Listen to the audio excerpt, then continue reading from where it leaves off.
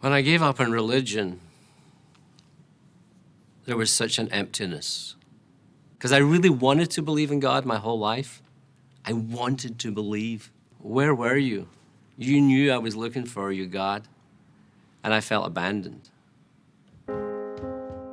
My love for photography goes way back till about age 6, when I got my first little Kodak Instamatic.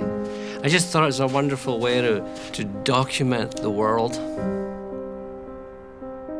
Dad was very much a give back to the community kind of guy. My mom, her biggest quality is empathy.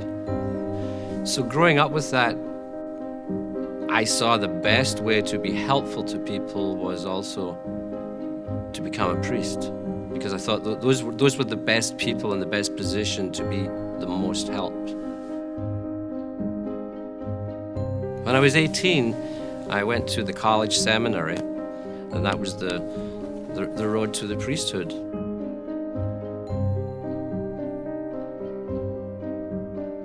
I left there angry because we were all going through the motions of ritual.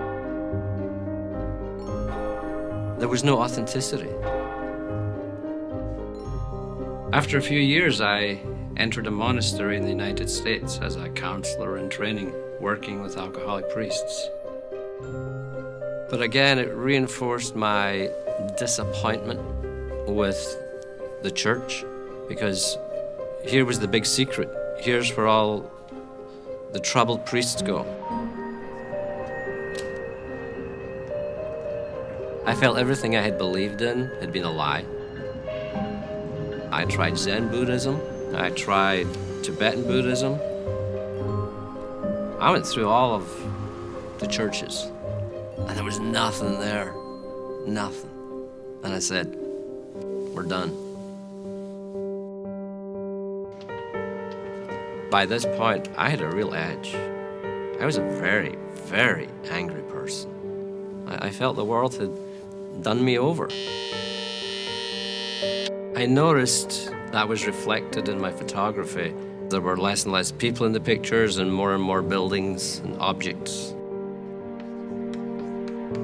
As a psychology professor, as a counseling professor, my mission was accomplished if my student could leave that class and had learned how to think for themselves and not just to take in what they're being sold. I had a thing about organizations lying to people.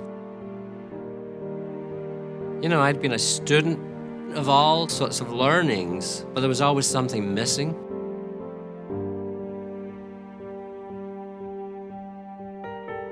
When Tom asked me to study with him, I did feel intimidated, because here you had a man who was a professional in the secular world. He was a teacher at college, a psychologist. So to me, that was a challenge. I had a big old notebook of questions, and he sat beside me, and he said, so you have some questions? And I said, yep, here we go. So how does your organization handle child sexual abuse? How does the money work? What's the check and balance? Where's the transparency? And what I noticed, what he always did, he answered them from Scripture. This was revolutionary in my mind, because these were not just some institution's views or some individual's views, but this was the very authority of God. You know, studying the Bible changed my life for the better, completely. I love the diversity of the congregation. I'm learning so much about how we're all the same. I have a lot more pictures of people.